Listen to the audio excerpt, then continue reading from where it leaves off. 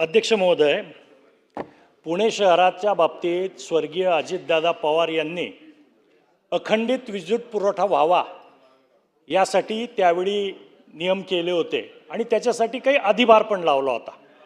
पुणेकर light मिळावी uninterrupted याच्यासाठी जास्तीचे पैसे पण देत आहेत. अध्यक्ष महोदय, दोन गोष्टी आहेत पुणे शहराच्या बाबतीत. पुणे शहरात आता एक वेळ पाणी येतं दिवसाड. बहुमजली घरं आहेत. पाणी आलं आणि लाईट नाही आली तर वरती पाणीच चढत नाही, नागरिकांना पाणी मिळत नाही. त्याच्यामुळं लाईट आणि पाणी हे जीवनावश्यक वस्तू झालेलं आहेत. माझे काही स्पेसिफिक प्रश्न आहेत अध्यक्ष महोदय. माझ्या मतदारसंघामध्ये सातव प्लॉट असेल, मांजरी असेल, केशवनगर असेल, कात्रज कोंढवा असेल, रामटेकडीचा भाग असेल, शिंदे वस्तीचा भाग असेल, असा बराचसा भाग हा सतत लाईट जाते. आदरणीय मुख्यमंत्री देवेंद्रजी फडणवीस साहेब सांगतात की महाराष्ट्र हा विजेच्या बाबतीत स्वयंपूर्ण झाला आहे. मग अशा परिस्थितीमध्ये ही लाईट वारंवार का जाते पुणे शहरामध्ये, हा माझा प्रश्न आहे अध्यक्ष महोदय. दुसरा जो विषय आहे की ही परिस्थिती अक्षरशः हाताबाहेर गेल्यासारखी आता निर्माण झालेली आहे. केबल सुद्धा ग्राहकांनीच आणायच्या, तुटफूट झाली ग्राहकांनीच करायचं. तुम्ही बिल घेता कशाला? ग्राहकांकडून जर पैसे घेताय लाईट वापरायचे तर त्यांनी वायरही त्यांनीच आणायची, सगळंच त्यांनी आणायचं. मग लाईट सुद्धा त्यांनीच बनवावी का आता घरी? MSEB काय करणार आहे? महावितरण काय करणार आहे? हा माझा प्रश्न आहे अध्यक्ष महोदय. पुढचा प्रश्न माझा आहे की अनेक ठिकाणी अनेकांनी बोललं की DP केबल, आता हे काही शासनाचं काम नाही, तिथल्या अधिकाऱ्यांचं काम आहे. मंत्री महोदय, हे अधिकारी उदास आहेत आणि संपूर्ण विभाग भकास करून टाकलाय. यांना तुम्ही काहीतरी टार्गेट देणार का की बाबा या जर DP उघड्या असतील, केबल जर जळालेल्या असतील, त्या दुरुस्त होत नसतील तर त्याच्यासाठी त्यांच्यावरती काही कारवाई करणार का? हा माझा पुढचा प्रश्न आहे अध्यक्ष महोदय. पुणे शहरामध्ये आता ग्रुप तयार झालेत. प्रश्नच विचारतोय आपण. किती? चौथा शेवटचा प्रश्न. 4 प्रश्न विचारता येतात, उपप्रश्न 4च विचारता येतात. मी 3 विचारले, चौथा विचारतोय अध्यक्ष महोदय. आता आमच्या सर्वांना त्या ग्रुपवर ॲड केलं जातं आणि सध्या खेळ काय चालू आहे माहिती आहे? लाईट आली, लाईट गेली, लाईट आली, लाईट गेली. आता हेच काम करत राहायचं का? तुमच्या अधिकाऱ्यांना या गोष्टी समजत नाहीत का? त्याच्यामुळं माझा शेवटचा प्रश्न आहे की सातत्यानं निधी नाही हे कारण सांगितलं जातं. एका बाजूला दुकान झालं, शोरूम झालं, साड्यांचं मोठं दुकान झालं, त्याची लाईट जात नाही. मात्र त्याच्यापूर्वी घरी असलेले ज्यांची घरं आहेत त्यांची मंत्री महोदय लाईट जाती.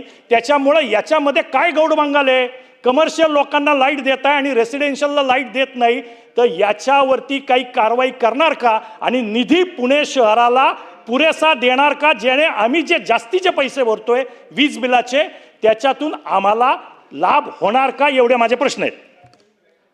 अध्यक्ष महोदय, सन्माननीय सदस्य तुपे साहेबांनी जो वारंवार या ठिकाणी वीज खंडित होते आणि काही धोकादायक DP आणि अधिकारी योग्य पद्धतीने त्या ठिकाणी सांगत नाहीत किंवा जे काही मटेरियल लागतं तेही त्या ग्राहकालाच आणावं लागतं, अशा पद्धतीच्या या ठिकाणी सूचना सांगितलेल्या आहेत. परंतु अध्यक्ष महोदय, आपल्या सगळ्यांना माहिती आहे की आपल्या राज्यामध्ये 2016पासून विजेच्या कमतरतेमुळे लोड शेडिंग बंद आहे. फक्त पुणे शहरामध्ये मधल्या पिरियडमध्ये आपण बघितलं उष्णताही तशी वाढली होती आणि काही तांत्रिक बिघारामुळे वारंवार वीज खंडित होण्याच्या प्रकरणं घडले असतील. तर पण यापुढे सुरळीत वीज पुरवठा होईल अशा सूचना देण्यात येतील.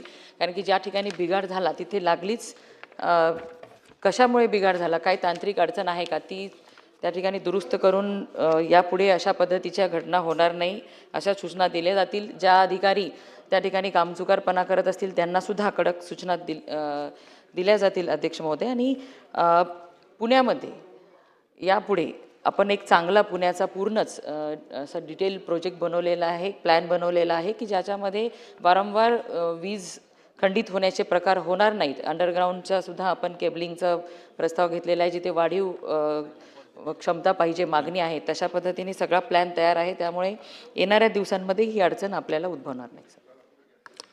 सिद्धार्थ शिरोळे. माझ्या शिवाजीनगर मतदारसंघामध्ये अध्यक्षमध्ये वारंवार वीज खंडित होणे, लाईट जाणे हा प्रकार प्रचंड प्रमाणात वाढला आहे.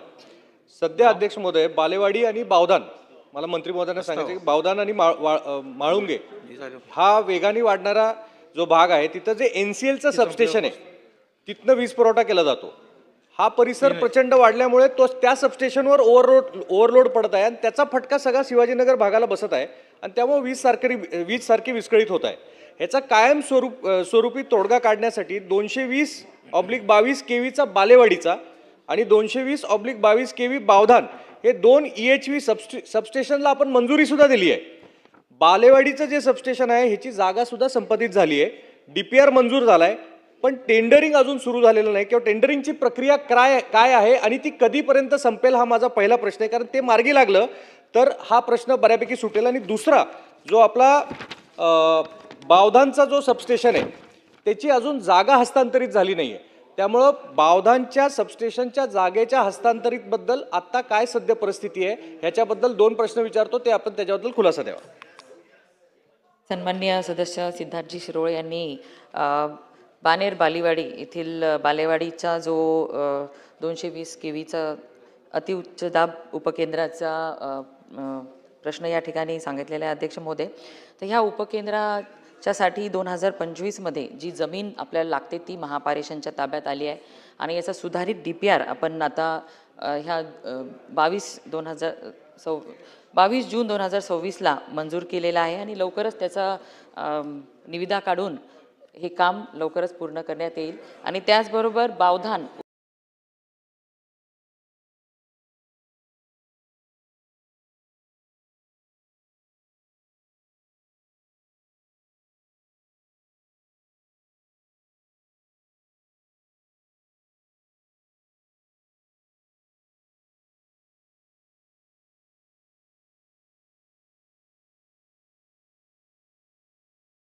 उपकेंद्राच्या बद्दल आपण ज्या या ठिकाणी बोललेले अध्यक्ष महोदय, ह्या बावधान साठी जी जमीन आपल्याला पाहिजे ती राजा दिनकर केळकर संग्रहाला दिली गेलेली होती आणि म्हणून माननीय उच्च न्यायालयाच्या निदर्शनानुसार आपण महसूल मंत्र्यांच्या अध्यक्षतेखाली ह्या संदर्भामध्ये लवकरच बैठक घेणार आहोत आणि ती जमीन जी या बावधानच्या उपकेंद्रासाठी लागणार आहे ती महापारेषणला दिल्यानंतर ह्याचा विषय लवकरच संपेल.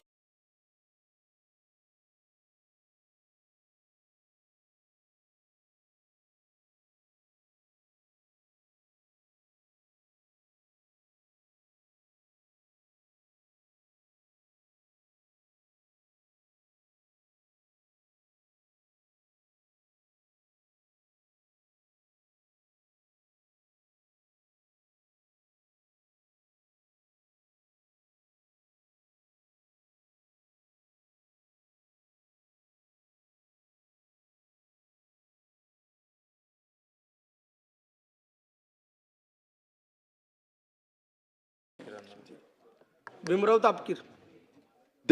अध्यक्ष महोदय, मंत्री महोदयाला मला एकच असा प्रश्न विचारायचा आहे की या ठिकाणी